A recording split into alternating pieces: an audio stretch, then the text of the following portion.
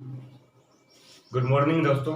तो हम लोग पढ़ रहे थे मीडिएवल हिस्ट्री, ठीक है। मीडिएवल हिस्ट्री में हम लोग जो है सूफी आंदोलन तक को कवर कर चुके थे और आज के इस वीडियो में हम लोग जानेंगे भक्ति आंदोलन को, ठीक है। तो देखिए, आप लोग को बताए थे कि इस प्रकार का जो आंदोलन चल रहा था, भक्ति आंदोलन, सूफी आंदोलन, ये क्यों चल रहा था। आप लोग को बताए थे कि मध्यकालीन भारत में जो है, उत्तर भारत में सल्तनत काल चल रहा था और दक्षिण भारत में जो है बहमनी साम्राज्य, विजयनगर साम्राज्य, ये सब चल रहा था। इसी बीच जो है, मतलब 12वीं 16वीं शताब्दी के बीच जो है क्या होता है कि कुछ धर्म में जो है कुरीतियां पैदा हो जाती है, ठीक है। तो इन्हीं कुरीतियों को दूर करने के लिए जो है इस प्रकार का आंदोलन चलाया जाता है ताकि जो है कुरीतियों को खत्म किया जा सके। तो आप लोग को इस्लाम धर्म के बारे में बताए थे, जैसे शिया और सुन्नी के बारे में। तो शिया और सुन्नी में जो मतभेद उत्पन्न हो गया था, मतभेद को दूर करने के लिए जो है सूफी आंदोलन चलाया गया था, ठीक है। तो उसी प्रकार जो है हिंदू धर्म में भी जो कुछ कुरीतियां उत्पन्न हो गया है, मतलब हिंदू धर्म को जो है आगे बढ़ाने के लिए जो है इस प्रकार का आंदोलन चला गया था, भक्ति आंदोलन, ठीक है। तो इस प्रकार के आंदोलन चलाने के लिए जो है कुछ संत उभर कर आए। तो इन्हीं कुरीतियों को दबाने के लिए जो है कुछ संत उभर कर आए थे, ठीक है। मध्यकालीन भारत में, जिस समय उत्तर भारत में सल्तनत काल का शासन था और दक्षिण भारत में जो है विजयनगर बहमनी साम्राज्य का शासन था, ठीक है। वैसे बात करें तो ये 14वीं 16वीं शताब्दी की बात करें। वैसे यदि भक्ति आंदोलन की बात करें तो भक्ति आंदोलन की शुरुआत जो है यह 7वीं शताब्दी से ही माना जाता है। तो कहा जाता है कि जब प्राचीन भारत जब पढ़िएगा तो प्राचीन भारतीय इतिहास, तो देखा गया है कि मतलब बौद्ध धर्म और जैन धर्म का जो है उद्भव हुआ और बौद्ध और जैन धर्म जो है धीरे धीरे पराकाष्ठा पे पहुंच रहा है, धीरे धीरे जो है वह विभिन्न देश, विभिन्न राज्यों में जो है फैल रहा है। तो देखा गया है कि बौद्ध और जैन धर्म जो है धीरे धीरे जो फैल रहा है, पराकाष्ठा पे पहुंच रहा है, और हिंदू धर्म जो है धीरे धीरे जो है उसका वो अधिक घट रहा है, मतलब वो धीरे धीरे करके जो है विनाश की कगार पे है। मतलब हिंदू धर्म को जो है अधिक धारण करना बंद कर रहा है, वो जो है बौद्ध और जैन धर्म को धारण कर रहा है। तो 7वीं शताब्दी में जो है कुछ संत उभर कर आए। तो 7वीं शताब्दी में जो है हिंदू धर्म को आगे बढ़ाने के लिए कुछ संत उभर कर आए, इसलिए जो है भक्ति आंदोलन की शुरुआत जो है 7वीं शताब्दी से ही माना जाता है। और उस संत, वो जो संत थे अलवार तथा नयनार संत। तो अलवार तथा नयनार संतों के बारे में हम लोग जानेंगे पहले, ठीक है, बाद में जानेंगे। पहले हम लोग जानते हैं भक्ति आंदोलन। तो भक्ति आंदोलन को बता दिए कि ये क्यों हुआ, कैसे हुआ और किस समय हुआ, ठीक है। तो देखिए कि भक्ति आंदोलन में भक्ति कौन करता है, भक्ति सब करते हैं लेकिन सबका तरीका अलग होता है, ठीक है, तरीका अलग होता है। इस्लाम धर्म के जो मानने वाले हैं वो अलग तरह से करते हैं, हिंदू धर्म के जो मानने वाले होते हैं वो अलग तरह से करते हैं। तो ये भक्ति आंदोलन जो शुरुआत क्या हुआ था, तो यह हिंदू धर्म से जुड़ा है। तो देखिए हिंदू धर्म से जुड़ा है, मतलब हिंदू धर्म का मूल्य उद्देश्य, हिंदू धर्म जो भक्ति करते हैं तो उनका मूल्य उद्देश्य क्या होता है। हिंदू धर्म का मूल्य उद्देश्य होता है मोक्ष की प्राप्ति करना, ठीक है। यह मोक्ष की प्राप्ति कैसे होगा, मोक्ष की प्राप्ति करने का जो है हम लोग के पास जो है 3 मार्ग बताया गया है। वो कौन कौन से मार्ग हैं? कर्म, ज्ञान और भक्ति। कर्म मतलब जब हम अच्छा कर्म करेंगे तो हमको जो है मोक्ष की प्राप्ति होगा। ज्ञान, मेरे पास जो है अच्छा अच्छा ज्ञान रहेगा, उपनिषद गीता जो भी अच्छा अच्छा ज्ञान रहेगा तो उसका जो है हमको जो है मोक्ष की प्राप्ति होगा। भक्ति करेंगे मतलब ईश्वर का वंदन करेंगे तो हमको मोक्ष की प्राप्ति होगा। तो यह जो है 3 प्रकार के मार्ग बताया गया। और कर्म के बारे में हम लोग जो है गीता से जानते हैं, गीता को पढ़िएगा तो गीता में कौन सा कर्म करना चाहिए, कौन सा अच्छा अच्छा कर्म होता है, तो ये गीता में बताया गया है, ठीक है। ज्ञान की बात करें तो उपनिषद और भी कई सारे ग्रंथ हैं, तो यहाँ से जो है ज्ञान की प्राप्ति होती है। भक्ति, ईश्वर का वंदन ही जो है भक्ति है, ठीक है। अब बात करते हैं 14वीं शताब्दी की। तो वैसे बोलिए तो 14वीं शताब्दी में जो है भक्ति आंदोलन का चर्चा क्यों है, क्योंकि 14वीं शताब्दी में जो है भक्ति आंदोलन पराकाष्ठा पर पहुंच जाती है। भक्ति आंदोलन जो है, आंदोलन जो है इस समय बहुत तेजी से होता है हिंदू धर्म को जगाने के लिए, ठीक है। तो ये 14वीं शताब्दी में होता है, इसलिए जो है भक्ति आंदोलन को जो है 14वीं शताब्दी से जोड़ा गया। वैसे हालांकि 7वीं शताब्दी में जो है इसका शुरुआत हुआ था, तो इस यहाँ कंफ्यूजन नहीं है होइएगा, ठीक है। 14वीं शताब्दी में जो है बड़े जोर शोर से ये भक्ति आंदोलन चल रहा था, ठीक है। तो ये भक्ति आंदोलन चल तो रहा था, लेकिन इस भक्ति आंदोलन जो चला रहा था, इसका प्रचार प्रसार कर रहा था, वो कौन कर रहा था? तो बात करते हैं हम लोग पहले दक्षिण भारत का, ठीक है। तो दक्षिण भारत में बात करें तो इसका जो प्रचार प्रसार कर रहा था ये रामानुज कर रहे थे। रामानुज बोलिए या रामानुजाचार्य बोलिए, तो ये रामानुजाचार्य कर रहे थे। और उत्तर भारत की बात करें तो ये यहाँ जो है इसका प्रचार प्रसार फैलाने का काम जो कर रहे थे ये रामानंद कर रहे थे, ठीक है। वैसे भक्ति आंदोलन की शुरुआत बोलिए तो यह दक्षिण भारत से शुरुआत हुआ था और धीरे धीरे यह फैलते फैलते जो है उत्तर भारत में पहुंचा।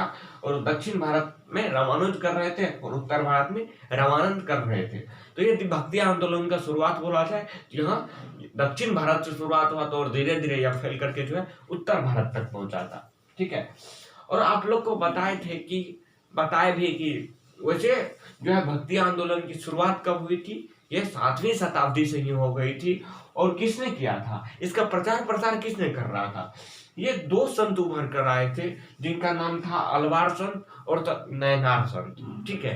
तो ये 2 संत को पहले हम लोग जानते हैं। अलवार क्या था, नैनार क्या था, तो इसको हम लोग पहले जानने का काम करते हैं। ये अलवार, ठीक है। तो ये अलवार जो है, अलवार का अर्थ होता है ज्ञानी व्यक्ति, ठीक है। ये अलवार का अर्थ हुआ, ठीक है।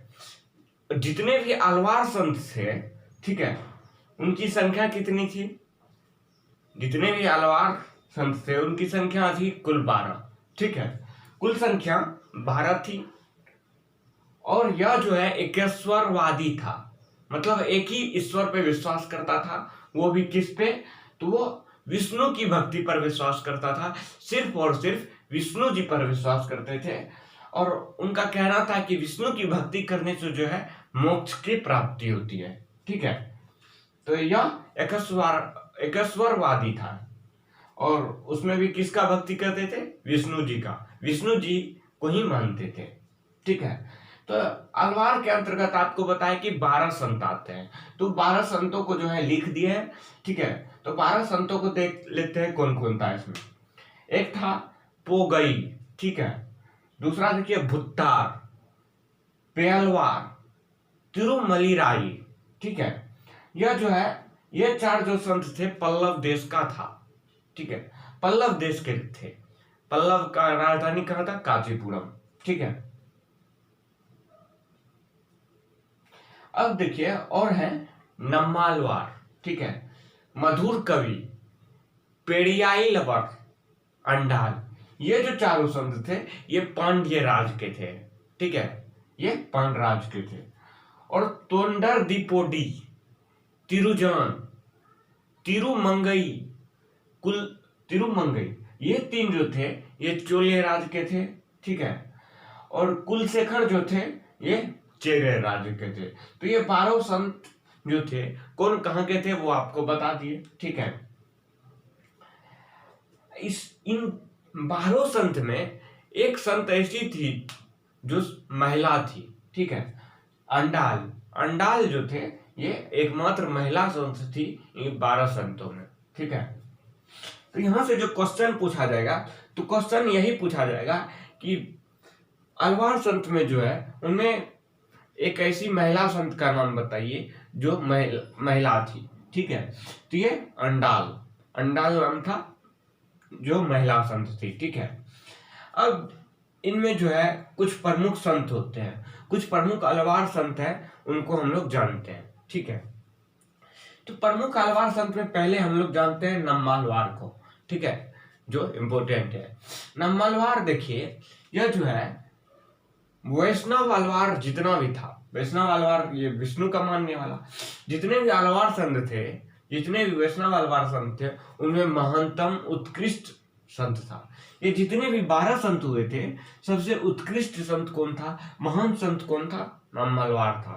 ठीक है, और जो इसका रचना था उसको देखते हैं। ये जो रचना किए थे, तिरुवृत्तम, तिरुवासिडियम, पेरियाविरुवदादिम, तिरुवेमोल, ये 4 प्रकार के वेद का रचना किए थे। इसके बारे में आपको एग्जाम में नहीं पूछा जाएगा। एग्जाम में पूछा जाएगा कि चतुर्वेद का रचना कौन किया था। तो चतुर्वेद का रचना जो किया था, ये नम्मलवार किया था। ये नहीं पूछा जाएगा कि इन चारों वेदों को ध्यान में नहीं रखना हम लोग को।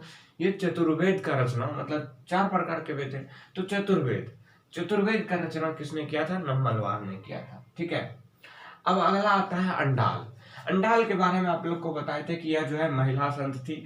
12 संत में एक ही महिला संत थी जिसका नाम था अंडाल। ठीक है, तो अंडाल जो है, अंडाल के बारे में कहा जाता है कि यह विष्णु के भक्ति में इतना लीन रहती थी कि विष्णु को जो है, यह स्वप्न में जो है विष्णु के साथ शादी रचा रही है, ऐसा सपना में देखी। अब सोचिए, विष्णु का भक्ति में इतना लीन है कि विष्णु को अपना ख्वाबों का राजा मानने लगी, ये अंडाल। ठीक है, महिला भी थी, विष्णु जी पुरुष है, हो जाता है कभी कभी सपनों का वो राजा। अब इसके रचना के बारे में हम लोग बात करते हैं। ये जो रचना किए थे, मच्चियार, तिरुमोली, तिरुपवई, ये इनके रचना थे। ठीक है, और भी कुछ प्रमुख संत हैं, उनको हम लोग देख लेते हैं। भक्ति आंदोलन में एक और संत थे जो प्रचलित थे, इनका नाम है कुलशेखर। यह जो है पहले जो है ट्रावनकोर में रहते थे, मतलब मालाबार में रहते, या मालाबार के राजा थे। ठीक है, उसके बाद जो है वहाँ पद त्याग करते हैं। ठीक है, और वह क्या करते हैं, पद त्याग करके राजा का पदवी छोड़ के जो है वह जो है भक्ति आंदोलन में लीन हो जाते हैं, और जो है वह भक्ति मार्ग अपनाते हैं। ठीक है, इसलिए आगे चल के जो है कुलशेखर प्रचलित भी होता है। ठीक है, यह पहले राजा थे, और इन्होंने एक रचना किया था जिनका नाम था पेमाल तिरुमई। तो यहाँ तक जो अलवार में जो कुछ प्रमुख संत थे उसके बारे में हम लोग चर्चा किए। अब आगे आता है हम लोग का नयनार। ठीक है, अब नयनार के को मानने वाले जो संत थे, नयनार के अंतर्गत जो संत थे, उनकी संख्या थी कुल 63। ठीक है, जिस तरह अलवार में आपको बताए 12 संत थे, उसी तरह नयनार में जो है कुल 63 संत थे। और एग्जाम में पूछा भी जाता है कि नयनार में कुल कितने संत थे, तो कुल 63 संत थे। और नयनार के जो संत होते थे, ये शिव को मानते थे, मतलब शिव का भक्ति करते थे। और अलवार का जो संत होते थे, ये विष्णु भक्त होते थे, विष्णु का जो है भक्ति करते थे। और नयनार का जो संत होते थे, ये शिव भक्त होते थे। ठीक है, तो इसकी कुल संख्या 63 है। तो इसको जो है पूरा का पूरा हम लोग याद करें तो ये संभव, पूरा लिखे संभव नहीं है। इसलिए जो इनमें कुछ संत है 3-4 जिसको हम लोग नाम याद रख सकते हैं, जो प्रसिद्ध था। तियोना विक्कुरसी, तिरुज्ञान समंदर, सुंदर मूर्ति, मणिक्का वाचिकर, ये जो है कुछ संत है जिसको हम लोग याद रख सकते हैं। ठीक है, तो ये अलवार नयनार को हम लोग समझ गए। ठीक है, अलवार जो है विष्णु भक्त होते थे, नयनार जो है शिव भक्त होते थे, ये सभी इंपॉर्टेंट पॉइंट है। नयनार में जो है 63 संत होते थे, अलवार में कुल 12 संत होते थे। ठीक है, अब जो किसी भी एग्जाम में पूछा जाता है, तो किसी भी एग्जाम में ये पूछा जाता है कि भक्ति आंदोलन के क्रम में जो है जितने भी संत उभर कर आए, तो वो संत जो है कुछ अपना अपना उपदेश दिए, अपना अपना मत दिए। ठीक है, तो उनके मत को हम देखते हैं, जो कि यहाँ से अधिकतर क्वेश्चन जो है यहीं से उठा के पूछता है। तो ठीक है, ये उनका प्रवर्तक हुआ, इस साइड उनका मत हुआ, वो क्या क्या उपदेश दिए, क्या मत दिए। ठीक है, तो पहला आता है शंकराचार्य। शंकराचार्य से आप लोग परिचित भी होंगे। शंकराचार्य जो है, इन्होंने जो अपना उपदेश दिया था, अपना मत दिया था, यह अद्वैतवाद का मत दिया था। ठीक है, उसके बाद आता है माधवाचार्य, इन्होंने जो है द्वैतवाद का मत दिया था। उसके बाद आता है निम्बकाचार्य, इन्होंने जो है द्वैताद्वैतवाद का मत दिया था। और उसके बाद आता है वल्लभाचार्य, या जो है शुद्धाद्वैतवाद का, ये रामानुजाचार्य या विशिष्टाद्वैतवाद का। तो मतलब ये क्रम से आते गया और अपना अपना मत देते गया। जैसे पहला मत पड़ा था अद्वैतवाद, फिर दूसरा आ जाता है द्वैतवाद, ठीक है, जो माधवाचार्य किया। अब इसी द्वैतवाद से आगे बढ़े तो अगला जो आया निम्बार्काचार्य, ये दिया द्वैतवाद, ठीक है। फिर क्रम से आगे बढ़ा तो द्वैतवाद के बाद जो आ जाता है शुद्धाद्वैतवाद, उसके बाद जो है विशिष्टाद्वैतवाद आ जाता है। तो यहाँ से एग्जाम में जो है अधिक से अधिक प्रश्न पूछा जाता है, किसके द्वारा कौन मत दिया गया था, पूछ देगा। अद्वैतवाद का जो है मत दिया गया था किसके द्वारा, तो शंकराचार्य के द्वारा। तो ये जो इम्पोर्टेंट है, यहाँ से हम लोग को इम्पोर्टेंट बनता है। अब अगला जो हम लोग पढ़ेंगे, ये भक्ति आंदोलन के क्रम में जितने भी प्रवर्तक थे उनको हम लोग जो है इम्पोर्टेंट प्रवर्तक थे उसको हम लोग पढ़ेंगे। तो पहला प्रवर्तक आता है शंकराचार्य, जो कि भक्ति आंदोलन को बढ़ाने में जो है काफी मदद करते हैं, इसका प्रचार प्रसार करते हैं। तो नेक्स्ट वीडियो में हम लोग जो है जितने प्रवर्तक थे जो प्रचार प्रसार किए मुख्य रूप से, उसके बारे में हम लोग बात करेंगे। यहाँ फिलहाल हम लोग नहीं करेंगे, नेक्स्ट वीडियो में करेंगे। ठीक है, थैंक यू।